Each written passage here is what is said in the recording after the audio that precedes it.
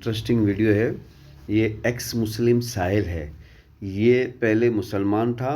Doctor Zakir Naik के साथ 20 साल इसने काम किया और जब डॉक्टर जाकिर नाइक ने इसे धोखा दिया, यानी कि डॉक्टर जाकिर नाइक भी एक इंसान है और वो पर्सनली अपनी तारीफ़ के अलावा किसी की तारीफ़ बर्दाश्त नहीं करते, तो ये आदत उनकी पास है और जिसकी वजह से उन्होंने सिर्फ इस साहिल को नहीं बल्कि कई उलमाओं को धक्के मारे और उनकी बेइज्जती की और कोशिश की कि उन पब्लिक में उनका नाम ना हो।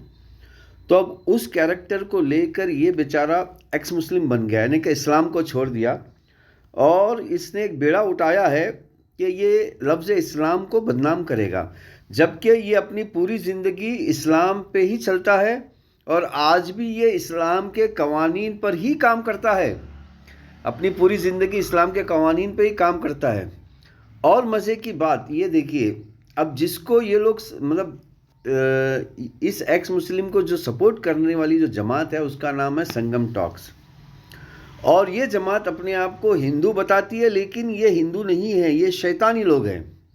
क्योंकि लफ्ज़ संगम जो है वो अरबी में शिर्क के लिए निकलता है, यानी कि ईश्वर भगवत गीता वेदा पुराणास में कहता है कि आपको शिर्क नहीं करना है, यानी कि ईश्वर के साथ किसी का संगम नहीं लगाना है। तो अब कमाल की बात है कि ईश्वर का नाम लेकर लोगों को धर्म का नाम लेकर लोगों को अधर्मी बना रहे हैं। तो मेरे प्यारे भाइयों और बहनों, इसी तरह मुसलमानों के अंदर भी मुसलमानों के अंदर जो शैतानी मुनाफिक मुसलमान हैं, उनकी आदत और उनकी जीवन को लेकर ये इस्लाम को बदनाम करने ऐसे लोग निकले हैं। तो इस्लाम खालिस एक ज़बरदस्त और एक ईमानदार और एक गवर्नेंस और इंसानियत को फ़ायदा पहुंचाने वाली पूरी एक प्रक्रिया है, यानी कि एक मैन्युफैक्चरिंग स्टेप बाय स्टेप एक स्टेप है, गवर्नेंस है ज़बरदस्त, ताकि पूरी इंसानियत इसके ऊपर ज़बरदस्त चले। तो मेरे प्यारे भाइयों और बहनों, अब इस एक्स मुस्लिम ने गज़वा हिंद के ताल्लुक से, देखिए पहली बात तो आप ये लफ्ज़ को समझिए, गज़वा हिंद यानी कि हिंद में लड़ाई और लड़ाई में ईमानदारों की जीत, ये इसकी मीनिंग है। यानी कि पहली बात तो ये समझिए। अच्छा, हिंद पहले जो जगह है उस जगह को भी समझिए कि हिंद इस किस जगह को बोला जाता है।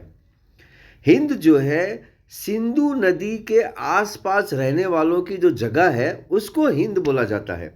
और सिंधु नदी के पास आसपास रहने की जगह कहाँ पर है वो इस वक्त? वो पूरे पाकिस्तान में है।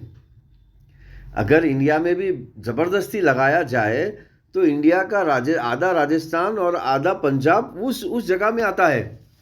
यानी कि इंडिया का जो कश्मीर है और आधा पंजाब है और आधा राजस्थान है और आधा गुजरात है, ये हिंद में आता है और पूरा पाकिस्तान आता है। तो गज़वा हिंद की जो जगह है वो पाकिस्तान है, वो इंडिया तो है ही नहीं।